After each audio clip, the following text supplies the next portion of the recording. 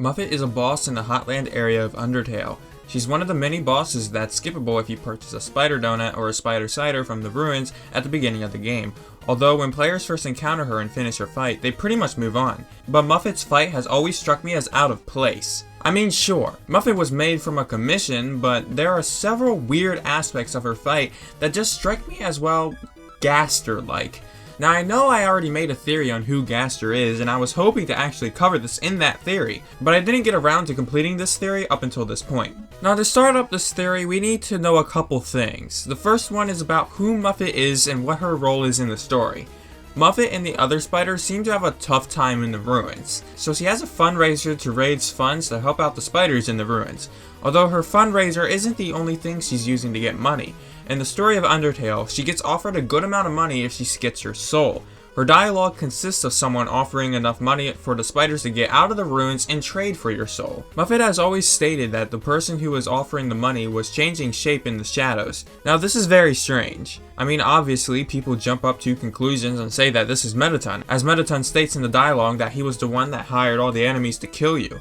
I mean, all signs point to this just being Mettaton, but Muffit's dialogue isn't very explanatory. I feel if Muffit was referring to Mettaton here, she would have just outright said it was some sort of robot, mechanical figure, or even just Mettaton. I think her dialogue was purposely made like this to hide who really hired her, Gaster. Alright, so obviously that sounds like a very bold statement, and you're definitely not going to believe me from just that alone, so let's look at the facts. Well, first off, we know that Gaster can change forms. I've covered this in my previous theory, that Gaster has the form you see in Waterfall, and Gaster also has the form that's unused in the game files. In that theory, I stated that the unused form could be Dark World Gaster. Now I think I might go back on that theory a bit. I mean, again, it is a theory, so it could be real, but for this point to work, I need you to scrap that out of your mind. So for this theory, I think that Gaster could change forms on his own, considering he was also scattered across time and space. This is due to the dialogue that can be read from one of the Gaster followers, stating that they were actually holding a piece of Gaster, despite the two Gaster forms we've seen before not being seen anywhere in the area when you talk to them. So if we can come to the conclusion that Gaster can change forms at will, we could take Muffit's dialogue and state Muffit has had interaction with Gaster. Now again, Mettaton can also change forms, but it seems that Mettaton can only trigger his Mettaton X form when his switch is flipped, and his Mettaton Neo form is only used to destroy humans. Besides from those two forms, we haven't seen another Mettaton form. Now of course, Mettaton's dialogue also consists of him saying that he hired enemies to kill you, although I think Mettaton is actually just referring to the core here, as Alphys states that there shouldn't be any enemies in the core, and we've also had enemies encounters for pretty much the entire game. Another thing, if Mettaton hired Muffit, why wouldn't Alphys help you?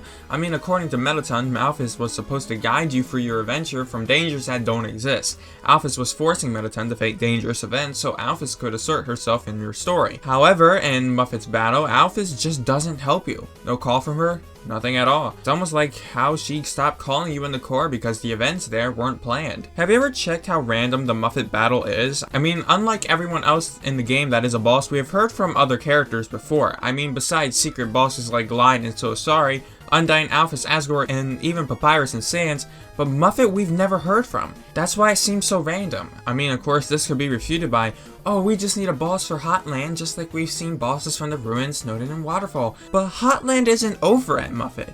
This is proven by the genocide route of Undertale. The core and Hotland are in the same area. This is why you don't need to grind in Hotland until you reach the core. Mettaton is the boss of Hotland like Undyne, Papyrus, and Toriel, so why is Muffit in Hotland? So yeah, Muffit is random. But this is where this theory gets good. The music. Now, Muffit's theme is pretty recognizable. I mean, it's one of my most favorite songs in the soundtrack. However, there is one point of the theme that just sticks out. Gaster's theme is incorporated into Muffit's theme by a leitmotif? How do you pronounce that? Now obviously Gaster's theme is incorporated into tons of different parts of the soundtrack, but Muffit's theme is honestly the most obvious. Why not take a listen?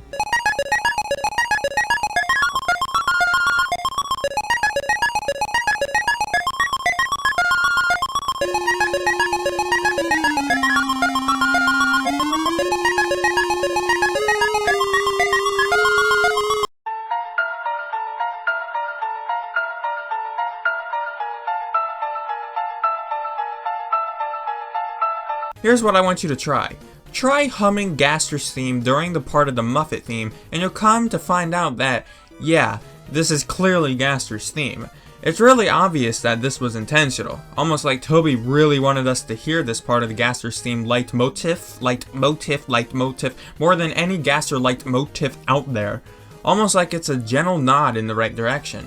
So at this point, we can conclude that Gaster hired Muffit to take your soul in exchange for a lot of money. Now, why would Gaster want your soul? Well, in my previous theory, which is still perfectly valid by the way, we've determined that the voice at the end of the genocide route is actually Gaster's voice. We've determined that Gaster wants your soul to put it into Kris in order for experimental purposes. If you want to watch the full theory, you can click the link in the description. Either way though, Gaster wants your soul, so he hired Muffit to take you. Now in every ending of Undertale, Muffit fails, whether it be during the fight itself, eating a spider donut or cider, or just killing her. She fails and she cannot receive your soul. This is why I think that Muffit is strangely absent in Deltarune. I mean, don't get me wrong, some characters besides Muffit are missing too, but it's weird how a boss fight that's as hard as Muffit would just be absent in Deltarune.